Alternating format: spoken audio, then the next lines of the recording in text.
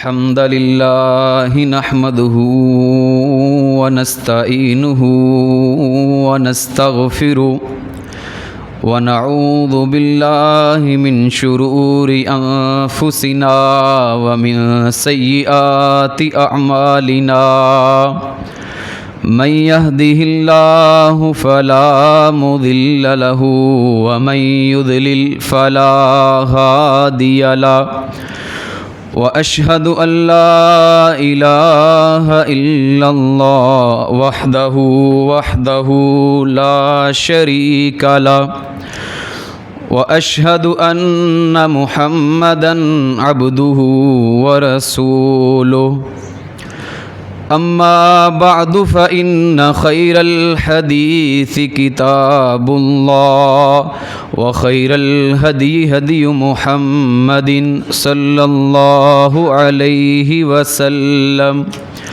وشر الأمور محدثاتها وكل محدثة بدعة وكل بدعة ضلالة وكل ضلالة في النار اللهم صل على محمد وعلى آل محمد كما صليت على إبراهيم وعلى آل إبراهيم إنك حميد مجيد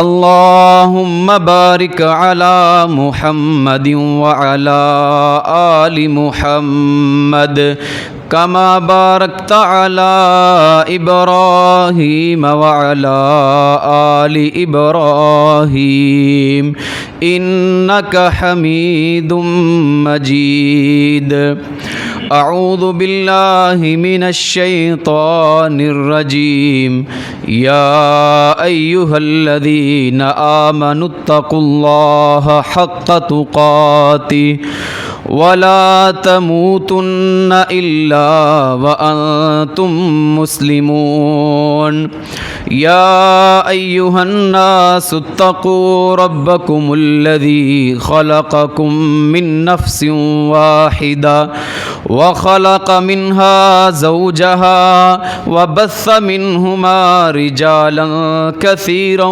ونساء واتقوا الله الذي تساءلون به والأرحام إن الله كان عليكم رقيبا يا أيها الذين آمنوا اتقوا الله وقولوا قولا سديدا يصلح لكم أعمالكم ويغفر لكم ذنوبكم ومن يطع الله ورسوله فقد فاز فوزا عظيما رب اشرح لي صدري ويسر لي أمري واحلل عقدة من لساني يفقه قولي رب زدني علما رب زدني علما رب زدني علما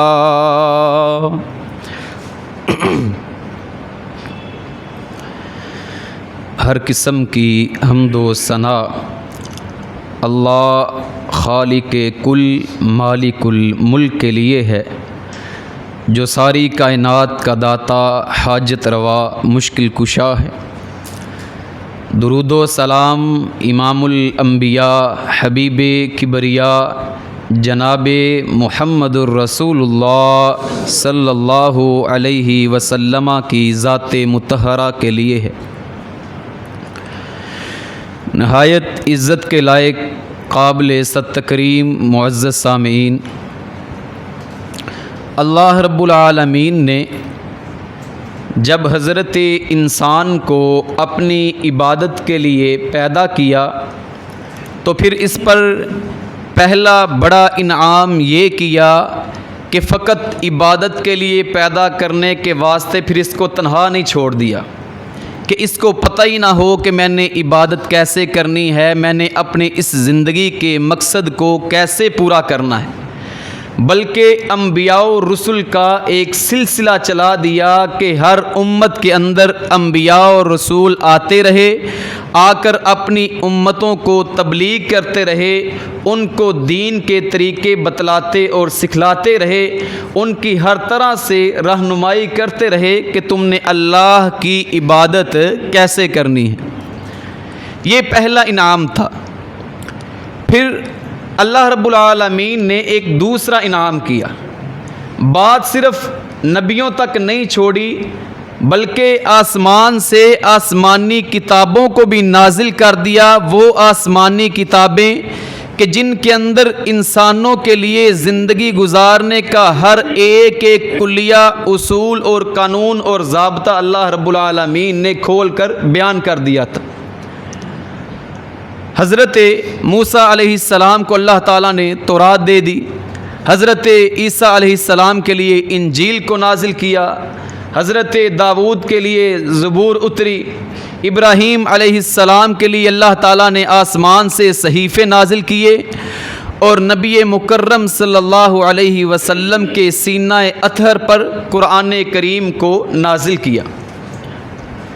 اب یہ جو قرآن ہے، اب یہ مسلمانوں کے لیے مکمل، کامل، اکمل ہدایت کا ذریعہ اور سامان ہے۔ آج کے دور کا، یا جو آج تک 1400 سال گزر چکے، یا قیامت تک آنے والا جتنا بھی وقت باقی ہے، تمام تر جتنے بھی مسائل اس دنیا کے اندر پیش آئے ہیں یا پیش آئیں گے، ان کے تمام مسائل کا جو حل ہے وہ رب کے قرآن میں موجود ہے۔ اب وہ کوئی اگر عالم، کوئی فقیہ، کوئی محدث، کوئی مفسر اس قرآن کے ہر ایک مسئلے کو سمجھ کر لوگوں کو سمجھا سکتا ہے، امت کے تمام مسائل کو حل کر سکتا ہے یا نہیں، یہ تو بعد کی بات ہے، لیکن یہ جو قرآن کریم ہے یہ تمام انسانوں کی مکمل ہدایت کا سرچشمہ ہے۔ اس قرآن کے اندر کوئی کمی بیشی نہیں، یہ قرآن اپنے تمام کمالات سے مزین ہے۔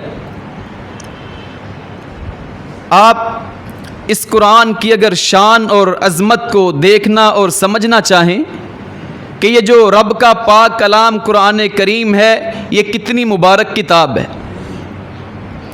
آپ ذرا غور کریں کہ جس نبی مکرم پر یہ قرآن نازل ہوا وہ نبی بھی تمام نبیوں کے سردار اور امام الانبیاء ہیں۔ جو فرشتہ حضرت جبرائیل امین یہ قرآن لے کر آتے رہے وہ تمام فرشتوں کے سردار ہیں۔ پھر جس رات یہ قرآن نازل ہوتا ہے اللہ تعالیٰ اس رات کے بارے میں بھی یہ بات ارشاد فرما دیتے ہیں کہ لیلۃ القدر خیر من الف شہر، یعنی کہ وہ رات بھی تمام راتوں سے بہترین اور افضل رات ہے۔ پھر آپ اس قرآن کی شان اور عظمت کو دیکھیں، اس کی فضیلت کے کیا کہنے کہ جس مہینے میں یہ قرآن نازل ہونا شروع ہوا وہ مہینے کے بارے میں بھی اللہ رب العالمین نے فرمایا شہر رمضان الذی انزل فیہ القرآن، وہ ماہ رمضان بھی بڑا مبارک مہینہ ہے۔ یعنی کہ جس چیز کا تعلق اس قرآن کے ساتھ جڑتا گیا رب العالمین اس کے شان کو، اس کے مقام کو بڑھاتے گئے۔ قرآن کی فضیلت تو اپنی جگہ ہے، جو چیزیں اس کے ساتھ جڑی ہیں، جن چیزوں کے ساتھ یہ قرآن منسلک ہوا، ہر اس چیز کی بھی شان اور عظمت ساتھ ہی بڑھتی گئی۔ آج کے اس خطبہ جمعۃ المبارک کے اندر ہم ان مختصر گھڑیوں میں قرآن کریم کی فضیلت اور عظمت پر، قرآن کریم سے ہی چند آیات کریمہ پر روشنی ڈالیں گے، اور پھر جو یہ قرآن پڑھنے والے ہیں ان کو اللہ تعالیٰ نے کن کن انعامات سے نوازا ہوا ہے چند باتیں ان کے متعلق کریں گے۔ اگر ہم اس قرآن کی عظمت کو دیکھنا چاہیں کہ اللہ رب العالمین اس قرآن کے بارے میں کیا فضیلت، کیا مقام، کیا شان اس قرآن کے اندر ہی بیان کر رہے ہیں، تو اس قرآن کی سب سے پہلی فضیلت سورۃ الزمر کے اندر اللہ رب العالمین نے اس قرآن کو، اس پاک کلام کو دنیا کی تمام کتابوں میں سے سب سے اچھی، سب سے بہترین کتاب اور سب سے مبارک کتاب کہا۔ اللہ تعالیٰ کا قرآن اعلان کرتا ہے، فرمایا اللہ نزل احسن الحدیث لوگوں اللہ تعالیٰ نے ایک چیز نازل کی ہے، اللہ نزل، کیا نازل کیا؟ فرمایا احسن الحدیث، جو سب سے اچھی بات ہے، جو سب سے مبارک بات ہے، جو سب سے بہترین کلام ہے، اللہ تعالیٰ نے اس کو نازل کیا۔ وہ ہے کیا؟ فرمایا وہ یہ کتاب ہے، کتاب متشابہ مثانی، وہ کتاب جس کی آیات آپس میں ملتی جلتی ہیں اور وہ بار بار پڑھی جانے والی کتاب ہے۔ اس کتاب کے بارے میں اس کے اچھے ہونے کی گواہی کون دے رہے ہیں؟ وہ رب العالمین دے رہے ہیں کہ لوگوں ہم جو یہ نازل کر رہے ہیں یہ کوئی عام کتاب نہیں ہے، یہ کوئی سادہ بات نہیں، بلکہ احسن الحدیث، دنیا کے اندر جتنی بھی باتیں ہیں، جتنی بھی کتابیں ہیں، جتنے بھی کلام ہیں، ان میں سے جو سب سے اچھا کلام، سب سے بہترین کتاب، تمام خوبیوں سے تر اور مزین جو کتاب ہے، فرمایا وہ یہی کتاب قرآن کریم ہے۔ آگے اللہ رب العالمین نے کیا فرمایا؟ تقشعر منہ جلود الذین یخشون ربہم، جو لوگ اللہ تعالیٰ سے ڈرنے والے ہوتے ہیں اس قرآن کو پڑھنے کے ساتھ ان کے رونگٹے کھڑے ہو جاتے ہیں جب وہ اس دنیا کی حقیقت کو جان لیتے ہیں، جب وہ اپنی زندگی کا مقصد پہچان لیتے ہیں، جب ان کو جہنم کے عذابوں کے بارے میں قرآن پڑھ کے خبریں مل جاتی ہیں، ان کے رونگٹے کھڑے ہو جاتے ہیں۔ ساتھ فرمایا ثم تلینو، پھر جب وہ اللہ تعالیٰ کے ان وعدوں کو پڑھتے ہیں جو اللہ تعالیٰ نے جنت کے بارے میں کیے ہیں، پھر ان کو سکون ملنا شروع ہو جاتا ہے۔ تو اللہ تعالیٰ نے اس قرآن کریم کو سب سے بہترین کتاب کہا، یہ قرآن کی پہلی شان ہے۔ پھر اسی طرح اس قرآن کی دوسری شان کہ یہ قرآن ایسی کتاب ہے کہ جس نے اس کتاب کو نازل کیا، وہ نازل کرنے والا رب اس قرآن کے بارے میں کہہ رہا ہے، اے لوگوں، دنیا کے اندر رہتے ہوئے بڑے بڑے مصنف، بڑے بڑے رائٹر بڑی بڑی کتابیں لکھتے ہیں، بڑے بڑے مجموعے شائع کرتے ہیں، لیکن جتنے مرضی لوگوں کی ٹیم مل کر کوئی ایک کتاب کو تیار کرے، ان کو پھر بھی مجبوراً لکھنا پڑتا ہے۔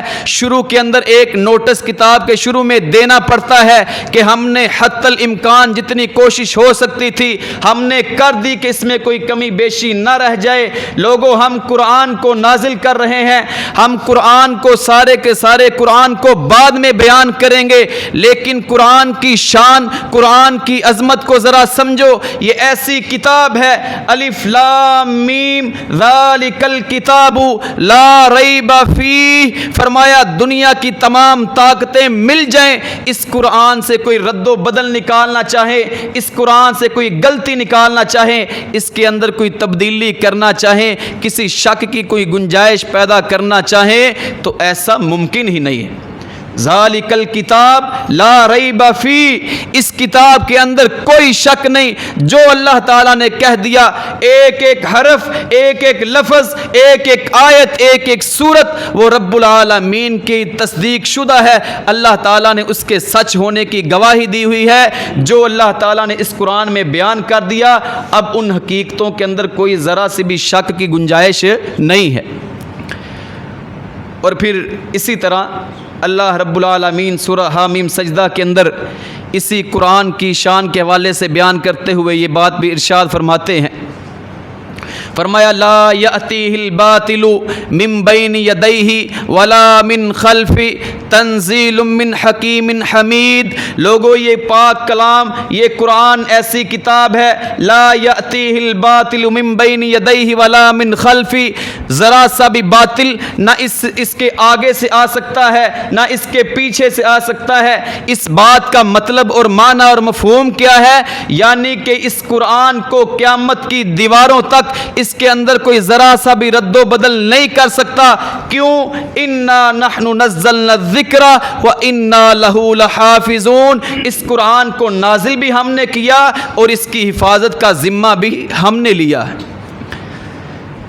آج کون سا ایسا مصنف ہے، کوئی رائٹر ہے جو اپنی کتاب کو لکھنے کے بعد یہ دعویٰ کرے کہ میں نے جو کتاب لکھی ہے مجھے حرف حرف ویسے ہی یاد ہے، میں اس کو دوبارہ اسی طرح حرف بحرف لکھ سکتا ہوں؟ یہ ناممکن بات ہے۔ لیکن اللہ رب العالمین کیا بات ارشاد فرما رہے ہیں؟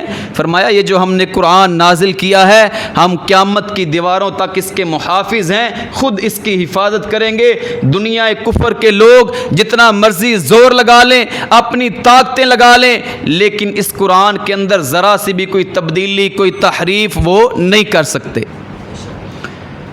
پھر اسی طرح یہ جو رب العالمین کا پاک کلام قرآن کریم ہے، اس کی شان اور عظمت کے کیا کہنے، یہ کتنا مبارک کلام ہے اور یہ کتنی رحمتوں والی، برکتوں والی کتاب ہے کہ اللہ رب العالمین تیسرے نمبر پر اس قرآن کو روحانی اور جسمانی بیماریوں کے لیے شفا قرار دے رہے ہیں۔ فرمایا لوگو جو تمہاری روحانی بیماریاں ہیں، اگر تمہیں شرک کی بیماری لگ چکی ہے، اگر تمہیں شراب نوشی کی بیماری لگ چکی ہے، اگر تمہیں بے نمازی ہونے کی بیماری لگ چکی ہے، یا اس سے ہٹ کر کوئی جسمانی بیماریاں ہیں، کوئی شوگر ہے، کوئی ہیپاٹائٹس ہے، کوئی دل کا مریض ہے، فرمایا یہ جو قرآن ہے یہ ہر قسم کی بیماریوں کے لیے شفا ہے۔ اللہ تعالیٰ کا قرآن یہ اعلان کر رہا ہے وَنُنَزِّلُ مِنَ الْقُرْآنِ، اے لوگو یہ جو ہم نے قرآن نازل کیا، اس قرآن کی شان اور عظمت کتنی ہے اور اس کی برکتیں کتنی ہیں۔ فرمایا ما ہوا شفاء لما فی الصدور، جو تمہارے دلوں کے اندر جتنی بھی بیماریاں ہیں، فرمایا یہ ان کے لیے بطور شفا کام کرے گی۔ اسی طرح اللہ رب العالمین نے اس قرآن کے حوالے سے چوتھے نمبر پر اس کی شان کو کیا بیان کیا؟ پہلے نمبر پر اللہ تعالیٰ نے یہ بات ارشاد فرمائی کہ یہ دنیا کی سب سے اچھی کتاب ہے، پھر فرمایا یہ ہر قسم کے شک شبے سے پاک کتاب ہے۔ تیسرے نمبر پر فرمایا کہ اس قرآن کو پڑھنے کے ساتھ روحانی جسمانی ساری بیماریاں دور ہو جائیں گی۔ وَشِفَاءٌ لِّمَا فِي الصُّدُورِ، ہم نے اس قرآن کو شفا بنایا، اور کتنی اچھی اور کیسی شفا بنایا کہ جو بھی مکے کے مشرک اور کافر اس قرآن کے ایک حرف، ایک آیت، ایک سورت کو سنتے اسی وقت ایمان لاتے جاتے، یہاں تک کہ مکہ کے کافروں اور بڑے بڑے سرداروں کو یہ بات کہنا پڑی کہ لوگوں کو روکو، وہ محمد کے ساتھیوں سے اور محمد صلی اللہ علیہ وسلم سے قرآن نہ سننے دیں۔ جو بھی ان کا قرآن سنتا ہے وہ اسی وقت ایمان لے آتا ہے، جو بھی ان کا قرآن سنتا ہے اسی وقت اس کے دل کی بنجر زمین آباد ہو جاتی ہے۔ مکہ کے بڑے بڑے چودھریوں اور سرداروں کو، مشرکوں کو، لوگوں کو قرآن سے دور کرنا پڑا کہ جب ان کے کانوں میں قرآن پڑھتا ہے ان کی تو ساری روحانی جسمانی بیماریاں ہی دور ہونے لگتی ہیں۔ پھر چوتھے نمبر پر اللہ رب العالمین نے اس قرآن کی شان کو بیان کیا۔ فرمایا لوگو یہ جو قرآن ہے یہ وہ کتاب ہے، فرمایا ان ھذا القرآن یہدی للتی ہی اقوم ویبشر المؤمنین الذین یعملون الصالحات ان لہم اجرا حسنا۔ فرمایا اس قرآن کو ہم نے کتنا بہترین مشعل راہ بنایا۔ فرمایا ان ھذا القرآن یہدی، یہ قرآن رہنمائی کرتا ہے، سیدھا راستہ دکھاتا ہے۔ کون سا راستہ؟ یہدی للتی ہی اقوم، جو سب سے بہترین راستہ ہے، جو سب سے بہترین راہ ہے، جس راہ پر چل کر انسان دنیا میں بھی کامیاب ہو سکتا ہے، جس راہ پر چل کر انسان آخرت میں بھی کامیاب ہو جائے گا۔ جس قرآن کو پڑھنے کے ساتھ اس کو پتہ چلے گا کہ میں نے کاروبار کیسے کرنا ہے، میں نے اپنی معاشرتی زندگی کو کیسے گزارنا ہے، میں نے اپنی معاشی زندگی کے اندر کون سے اصول اور طریقے اپنانے ہیں، میں نے نکاح کیسے کرنا ہے، طلاق کے مسائل کیا ہیں۔ فرمایا زندگی کے ہر ایک ایک مسئلے میں یہ قرآن انسانوں کو سیدھی راہ دکھاتا ہے۔ جو انسان بھی قرآن کو پڑھے گا اس کو پتہ چلے گا کہ رب کا قرآن کہتا ہے وَلَا تَقْرَبُوا الزِّنَا، زنا کے قریب نہیں جانا، یہ حرام ہے۔ جو قرآن پڑھے گا اس کو پتہ چلے گا وَلَا تَقْرَبُوا مَالَ الْيَتِيمِ، یتیموں کا مال نہیں کھانا، اس کو حرام قرار دیا ہے۔ جو اس قرآن کو پڑھے گا اس کو پتہ چلے گا کہ اللہ رب العالمین نے شرک کی دلدل کی کتنی مذمت کی ہے، توحید کو کس طرح جنت جانے کا ذریعہ بتلایا ہے۔ الغرض دنیا آخرت کی ایک ایک جو راہ ہے ان میں سے سب سے بہترین راہ کی جو رہنمائی کرتا ہے وہ یہی رب کا قرآن ہے۔ ان ھذا القرآن یہدی للتی ہی اقوم۔ آج ہم بڑے بڑے موٹیویشنل اسپیکرز کو سنتے ہیں کہ ہمیں پتہ چل جائے کہ ہم نے زندگی میں کامیاب کیسے ہونا ہے. ہم ہزاروں روپے دے کر جا کر بڑے بڑے بزنس مین لوگوں کے لیکچرز سنتے ہیں کہ کاروبار کے اصل اصول اور طریقے کیا ہیں. لیکن کاش ہم قرآن کو پڑھیں, قرآن کو سمجھیں, ہمیں پتہ چلے کہ یہ جو رب العالمین کی پاک کتاب قرآن ہے یہ کتنی عظیم کتاب ہے. اس سے بڑھ کر دنیا کے اندر نہ کوئی بڑا موٹیویشنل سپیکرز ہے, نہ کوئی سیدھی راہ دکھلانے اور بتلانے والا ہے. جو اس قرآن کو پڑھتا ہے اسے خود ہی پتہ چل جاتا ہے کہ میرے لیے درست کیا ہے, غلط کیا ہے, جائز کیا ہے, ناجائز کیا ہے, حلال کیا ہے, حرام کیا ہے. آج کے دور کے اندر اگر کوئی چور اس قرآن کو پڑھے گا اپنی چوری کرنی چھوڑ دے گا. آج کے دور کے اندر کوئی والدین کا نافرمان جس نے والدین کو گھروں سے دھکے مار کر نکالا ہوا ہے اس قرآن کو پڑھے گا, اس کو پتہ چلے گا کہ رب کا قرآن تو یہ کہتا ہے ماں باپ کو اف بھی نہیں کہنا, ولا تقل لہما اف, ان والدین کو اف بھی نہ کہو. یعنی قرآن زندگی کے ہر ایک موڑ پر انسان کی صحیح رہنمائی کرتا ہے. پھر 5ویں نمبر پر اس قرآن کی شان اور عظمت اور فضیلت یہ ہے کہ اللہ رب العالمین نے اس قرآن کو دنیا کے تمام انسانوں کے لیے بطور نصیحت قرار دیا. آج ہم بڑے بڑے علماء کے پاس جا کر بیٹھتے ہیں, حضرت صاحب ہمیں کوئی نصیحت کر دیجئے, آج ہمیں کوئی ایسا عمل بتا دیجئے کہ ہم اس عمل کو کر کے جنت میں چلے جائیں, رب کو راضی کر لیں. لیکن جب ہم قرآن کو پڑھتے ہیں, رب کا قرآن ہمیں یہ بات نقل کرتے ہوئے نظر آتا ہے. فرمایا وَإِنَّهُ لَذِكْرٌ لَكَ وَلِقَوْمِكَ وَسَوْفَ تُسْأَلُونَ. اے پیغمبر صلی اللہ علیہ وسلم آپ سنیں, وَمَا هُوَ إِلَّا ذِكْرٌ لِلْعَالَمِينَ. یہ قرآن ہم نے تو آپ کے لیے سراسر نصیحت بنایا. اس قرآن کے اندر ہم نے کہیں پر جہنم کے عذابوں کو بیان کیا کہ لوگو تم ان جہنم کے عذابوں کو سن کر نیکی کی راہ کی طرف چلے آؤ. کہیں پر ہم نے جنت کی نعمتوں کو بیان کیا کہ اپنے اندر جنت کا شوق پیدا کر کے نیک اعمال کر کے ہمیں راضی کر لو. فرمایا ہم نے تو اس قرآن کو سراپائے نصیحت اور ہدایت بنایا ہے. کوئی اس قرآن سے نصیحت حاصل تو کرنا چاہے. کیا ایسا ممکن ہے کہ کوئی انسان قرآن کریم کی اس بات کو, اس آیت کو پڑھے, ان عذابھا کان غراما, جہنم کا عذاب بڑا دردناک عذاب ہے, پھر بھی اس کو گناہ کرنے سے ڈر نہ لگے؟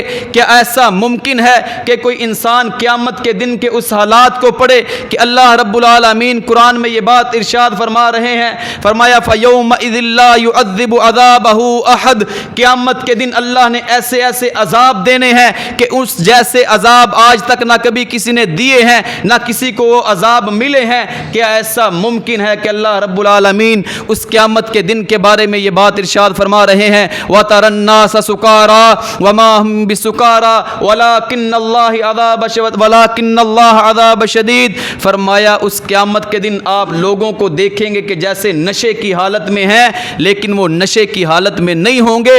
اس دن کی ہیبت ناکی اتنی زیادہ ہوگی, وہ اتنا ہولناک دن ہوگا کہ اس دن ہر انسان کو غم اور پریشانی اتنی لاحق ہوگی کہ جیسے وہ ایسا ہی ہوگا جیسے اس نے نشہ کیا ہوا ہے. یہ تو قرآن کی شان ہے. اب ہم اس بات کی طرف چلتے ہیں کہ جو اس قرآن کو پڑھنے والے ہیں اللہ رب العالمین نے ان کو کن کن انعامات سے نوازنا ہے. اللہ رب العالمین 2 پروٹوکول, 2 بڑے بڑے انعام اور اعزاز اس قرآن کو پڑھنے والوں کو دنیا میں دیتے ہیں, اور 2 انعام اللہ رب العالمین نے کل قیامت کے دن دینے ہیں. دنیا کے اندر جو لوگ قرآن کو اپنا دوست بنا لیتے ہیں, صبح و شام اس قرآن کو پڑھتے ہیں, کبھی ترجمہ کلاس کے اندر جا کر بیٹھتے ہیں, کبھی خود تفسیر لے کر اس قرآن کو سمجھنے کی, پڑھنے کی کوشش کرتے ہیں, کبھی خطبات جمعہ کے اندر آ کر اس قرآن کی آیات کو پڑھ کر اپنے دلوں کو مزین کرتے ہیں, روشن کرتے ہیں. فرمایا لوگوں سن لو, نبی کریم صلی اللہ علیہ وسلم کی صحیح حدیث مبارکہ صحیح البخاری کے اندر موجود ہے, سیدنا عثمان عثمان بن عفان رضی اللہ عنہ وہ اس حدیث مبارکہ کے راوی ہیں، فرماتے ہیں اللہ کے نبی نے یہ بات ارشاد فرمائی، خیرکم من تعلم القرآن وعلمہ، فرمایا دنیا کے اندر بڑی بڑی یونیورسٹیوں سے پڑھنے والے بھی اپنے اوپر بڑا فخر اور ناز کرتے ہیں کہ میں نے بیلجیم سے، میں نے جرمنی اور فرانس کی فلاں یونیورسٹی سے ایم فل اور پی ایچ ڈی کی ہوئی ہے۔ دنیا کے اندر بڑے بڑے مال و زر والے اپنی دولت پر، اپنے بزنس پر بڑا ناز کرتے ہیں کہ میں زندگی کے اندر بڑا کامیاب ہو گیا ہوں، لیکن حقیقت یہ ہے سب سے بڑا کامیاب شخص اور سب سے بہترین شخص دنیا کے اندر وہ ہے خیرکم من تعلم القرآن وعلمہ، جو قرآن کو پڑھتا بھی ہے، قرآن دوسروں کو پڑھاتا بھی ہے، جو قرآن سیکھتا بھی ہے، دوسروں کو سکھاتا بھی۔ وہ اگرچہ کسی گاؤں کی سادہ سی مسجد کی کسی عام سی چٹائی کے اوپر بھی بیٹھا ہوگا، وہ دنیا کا بہترین انسان ہوگا جو قرآن پڑھنے والا ہے، قرآن پڑھانے والا ہے۔ اگر ہم پڑھانے والے نہیں، کم از کم ہم پڑھنے والے بن سکتے ہیں کہ ہم اس قرآن کے ساتھ دوستی لگا لیں، کم از کم صبح و شام اس قرآن کی تلاوت ضرور کیا کریں، کوئی آدھا رکوع، کوئی 2-4 آیات اس قرآن کی ترجمے کے ساتھ ہم سیکھا کریں۔ پھر دوسرا پروٹوکول اللہ رب العالمین اس قرآن کو پڑھنے والوں کو کون سا دیتے ہیں؟ نبی کریم صلی اللہ علیہ وسلم کی یہ حدیث مبارکہ جامع الترمذی کے اندر موجود ہے۔ اللہ کے نبی نے اعلان کیا، فرمایا لوگو سن لو، ان للہ فی الارض اہلین من الناس، اس روئے زمین پر اللہ رب العالمین کے کچھ خاص لوگ ہیں، اہل اللہ اس دنیا کے اندر اس روئے زمین پر موجود ہیں، جو اللہ والے ہیں، جن کو اللہ اپنا خاص بندہ قرار دے رہے ہیں۔ صحابہ کرام رضوان اللہ علیہ مجمعین نے آگے سے سوال کیا، اللہ کے نبی ہمیں بھی تو خبر دیں، من ہم یا رسول اللہ، کون ایسے خوش نصیب لوگ ہیں کہ جن کو اللہ تعالیٰ زمین کے اندر یہ خوشخبری دے رہے ہیں کہ یہ اہل اللہ ہے، یہ اللہ کے خاص بندے ہیں، یہ اللہ کا گروہ اور اللہ کی جماعت ہے۔ اللہ کے نبی صلی اللہ علیہ وسلم نے آگے سے یہ بات ارشاد فرمائی، فرمایا پھر لوگوں سن لو، اہل القرآنی، جو اہل قرآن ہیں، قرآن کو پڑھنے والے، پڑھانے والے، قرآن کو حفظ کروانے والے، اس کی تجوید سکھانے والے، قرآن کی تفسیر پڑھ کر لوگوں کو سکھانے والے اور اس تفسیر کو خود پڑھنے والے، فرمایا جتنے بھی لوگ جن کا تعلق قرآن کے ساتھ ہے، فرمایا اہل القرآن ہم اہل اللہ وخاصتہ، اہل قرآن ہی اہل اللہ ہے، اللہ والے ہیں، وخاصتہ، اور وہ اللہ کے خاص بندے ہیں۔ دنیا کے سب سے بہترین لوگ اور اللہ کے اس روئے زمین پر خاص بندے۔ آج اگر کسی کا تعلق کسی ایم پی ایم این اے، کسی بڑے چودھری کے ساتھ، کسی دولت والے انسان کے ساتھ ہو جائے، وہ اپنے لیے بڑا فخر محسوس کرتا ہے۔ تو اس انسان کی شان اور عظمت اور فضیلت کے کیا کہنے کہ جس کی شان اور فضیلت کے اندر رب کا قرآن موجود ہے اور وہ اللہ کا خاص بندہ ہے۔ پھر اسی طرح 2 انعام اللہ رب العالمین قیامت کے دن بھی ان قرآن کے پڑھنے والوں کو دیں گے۔ پہلا انعام کیا ملے گا؟ یہ بھی حدیث مبارکہ صحیح بخاری کے اندر موجود ہے۔ اللہ کے نبی صلی اللہ علیہ وسلم نے یہ بات ارشاد فرمائی، فرمایا لوگو الماہر بالقرآن مع السفرۃ الکرام البررہ، فرمایا دنیا کے اندر رہ کر یہ جو تھوڑی تھوڑی تنخواہوں پر لوگوں کو نمازیں پڑھانے والے، قرآن کے اندر مہارت حاصل کر کے لوگوں کی اولادوں کو قرآن کی تعلیم دینے والے ہیں، فرمایا دنیا کے اندر اگرچہ ان کا کوئی زیادہ اعزاز نہیں سمجھا جاتا، دنیا والے ان کو کوئی زیادہ پروٹوکول نہیں دیتے، لیکن دن قیامت کا ہوگا، فرمایا الماہر بالقرآن مع السفرۃ الکرام البررہ، جو اللہ کے سب سے معزز فرشتے ہوں گے، جو اللہ تعالیٰ کے سب سے مقرب فرشتے ہوں گے، فرمایا یہ جو قرآن کے ماہر لوگ ہیں یہ قیامت کے دن ان کی صفوں میں ان کے ساتھ شامل ہوں گے۔ کہاں انسان، کہاں رب کے مقرر فرشتے، اور اللہ تعالیٰ ان کو انسانوں سے الگ کر کے اپنے مقرر فرشتوں کے ساتھ کھڑا کر دیں گے۔ پھر اسی طرح اللہ رب العالمین ایک اور انعام دیں گے۔ وہ انعام کیا ہے کہ اللہ رب العالمین نے قیامت کے دن جتنے بھی دنیا کے اندر قرآن پڑھنے والے لوگ ہیں، قرآن کو یاد کرنے والے، فرمایا اللہ تعالیٰ ان کے لیے یہ اعلان کر دیں گے، دنیا کے اندر تم نے بڑی محنتیں اور مشقتیں کی تھی، رمضان کے دنوں میں روزے کی حالت میں سارا دن قرآن پڑھتے رہتے، یاد کرتے رہتے، پیاس بھی لگتی، بھوک بھی ستاتی، لیکن رات کو تراویح کی نیت سے تم سارا دن اس مشقت کو برداشت کرتے۔ فرمایا اللہ تعالیٰ کا یہ اعلان ہوگا، فرمایا یقال لصاحب القرآن، صاحب قرآن کے لیے یہ اعلان کیا جائے گا، اقرأ ورتقی ورتل کما کنت ترتل فی الدنیا، جس طرح دنیا کے اندر رہتے ہوئے تم قرآن کو پڑھا کرتے تھے، آج بھی قرآن کو پڑھتے جاؤ۔ اور فرمایا الف لام میم ذالک الکتاب لا ریب فیہ سے شروع ہو جاؤ، اور فرمایا من الجنۃ والناس تک پڑھتے جاؤ۔ جتنے بھی تم درجے چڑھتے جاؤ گے اللہ تعالیٰ تمہیں جنت کے ان سارے درجوں کا مالک بنا دیں گے۔ الحمدللہ سے انسان شروع ہوگا، حافظ قرآن شروع ہوگا، دین کا عالم شروع ہوگا، اور من الجنۃ والناس تک جائے گا۔ جتنے بھی درجے چڑھ لے گا اللہ تعالیٰ ان سب کا اس کو مالک بنا دے گا۔ اور پھر آخر پر اگر آپ دیکھنا چاہتے ہیں کہ اس مبارک کتاب کے ساتھ، اس پاک کلام کے ساتھ، اس رب کے قرآن کے ساتھ نبی صلی اللہ علیہ وسلم نے کتنی محبت اور کتنا پیار کیا تھا۔ اللہ کے نبی کبھی خود قرآن پڑھتے، کبھی کسی کو کہتے کہ مجھے قرآن پڑھ کے سناؤ۔ ایک دفعہ سیدنا عبداللہ بن مسعود رضی اللہ تعالی عنہ کو اللہ کے نبی صلی اللہ علیہ وسلم نے بلایا، اے عبداللہ میرا دل چاہتا ہے تو قرآن پڑھ اور میں تیرا قرآن سنوں۔ سیدنا عبداللہ بن مسعود رضی اللہ عنہ نے سورۃ النساء کی تلاوت شروع کر دی۔ عبداللہ قرآن پڑھتے جا رہے ہیں، اللہ کے نبی قرآن سنتے جا رہے ہیں، آنکھوں سے آنسو بہتے جا رہے ہیں۔ اسی طرح سیدنا ابی بن کعب رضی اللہ تعالی عنہ، ان کو بھی اللہ کے نبی صلی اللہ علیہ وسلم نے بلایا، فرمایا اے ابی مجھے اللہ نے حکم دیا ہے کہ میں تجھ سے قرآن سنوں۔ سیدنا ابی بن کعب رضی اللہ عنہ بڑے حیران ہوئے، فرمایا اللہ سمانی لکا، اللہ کے نبی کیا اللہ نے میرا نام لیا ہے؟ اللہ سمانی، اللہ نے میرا نام لیا ہے کہ ابی سے آپ قرآن سنیں؟ فرمایا ہاں ابی، رب نے تیرا نام لیا ہے کہ اے محمد آپ ابی بن کعب سے قرآن سنیں۔ سیدنا آپ ابی بن کعب کو قرآن سنائیں۔ پھر اللہ کے نبی صلی اللہ علیہ وسلم نے سیدنا ابی بن کعب کو قرآن پڑھ کر سنایا۔ اللہ کے نبی قرآن پڑھتے بھی تھے، سنتے بھی تھے، سناتے بھی تھے۔